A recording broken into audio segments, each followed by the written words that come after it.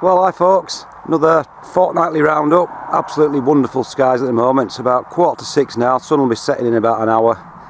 We're getting some cracking sunset, so I'll just give you a quick roundup, show you what's going on. Not a lot more than last time. Like I said, there's not much growing now. I've a few turnips, small ones in my main bed. Got a handful of Savoy cabbages left, and then we've got a few lettuce actually coming on now. It's still warm. It's supposed to turn really cold next week, so I mean, let's face it, it's been ridiculously warm weather for this time of year, hasn't it? So empty bed again. Sarpo Mira's finally starting to give up the ghost now, but we're into October and they're still growing, so I'll harvest all those next week sometime and we'll just see what kind of yield we've got, because they've been growing for such a long time. Should have a decent crop. The horse is still there, look. Right, just have a quick pop into Polytunnel. Like I said, there's not a lot going on now. These are those annuals I planted, they're giving up the ghost as well, but I had a root about and I've got some little, nice small little new potatoes, so that's quite a bonus in October. I'm starting to dig over the beds now. I'm going to actually raise this bed another 6 inches and put some more soil in, so that'll be 18 inch above the ground and 18 inch below, so I'll have a good 3 foot depth of soil. And we'll have another go at those silly carrots.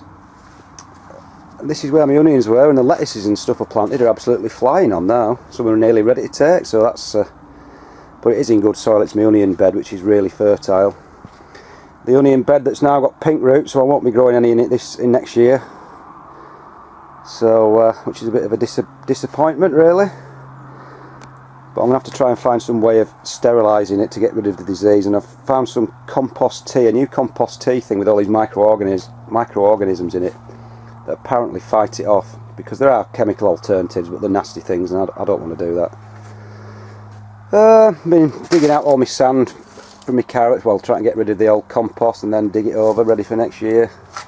But like I say, that's about it in here. My courgette plants and my squashes are now absolutely covered in mildew, so I'll probably chop those down and harvest what courgettes and squashes we have. So that's about it in the Polytunnel. I've had some absolutely woeful carrots and show stuff outside this year, and I've just realised why. If you can notice a difference now, that's where I had my carrot growing area there, on soil in those boxes with a big sort of plastic shield around it.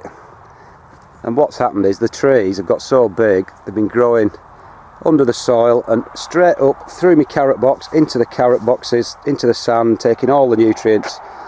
Hence the carrots have been absolutely pitiful outside for the last 3 years.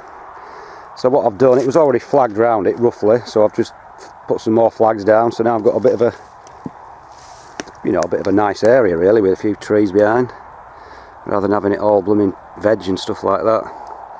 So that's been a bit of a job I did, just tidying it up so now I can walk about, and then we'll just go into the final bit where the marrows were and there's stuff still growing, a few bits of stuff. Kale is absolutely crazy, look at the size of it, it's absolutely huge. So it's a belting crop, and as you can see, no caterpillar damage at all. They just don't, even though it's a brassica, they just don't seem to bother them whatsoever. So anyway, I wish all brassicas were as hardy as that. Parsnips, absolutely monstrous, so I'll pull a few of those out soon. They won't be the best looking specimens because they weren't even in fine soil, they were just in rough clods of soil. Just chucked them in, so they'll probably have about 10 legs, but it doesn't matter, it'll taste the same, won't they? Turnips still, be taking those out. These are where I planted me overwintering onions, like I did the video the other day. Nothing's sprouted yet. I really do need to take this cage off where next year's purple sprouting broccoli is going, because it's starting to push up through it. So I think I'll do that next week, because there won't be any butterflies about. Right, this is where I've relocated my carrot construction to, and don't forget I had to borrow, not only empty 6 ton of sand out of all the barrels and boxes with a shovel, then I have to borrow it to its new location and then build it all up again. So it's been a bit of a task, but it's there now, it's done. So hopefully there's no excuse, I should get some good ones outside next year. I'll just show you, give you a look-see inside. You wouldn't believe the amount of sand. That's a 4'6" tall box. 3.5 foot by 2.5 foot, and there's getting on for about two tons of sand in there. So I had to get in, shovel it all out, and then shovel it all back into my barrow. Oh dear, thankless task. There's getting on for a ton in each one of these barrels, and you're only getting 5 parsnips in, so it's a crazy hobby, this show veg growing. But anyway, it's all up now, all nice and clean, and I'll put a roof on it. I won't put a waterproof roof on, but I'll put some kind of mesh netting on. Just need to have a big chuck out. I've got a lot of rubbish at the moment, so just need a big tidy up. So really, I'll just give you a quick pan around of the sky. It's cracking sky tonight. That's about it, folks, I think, at the moment. Things are really drawing to a close now.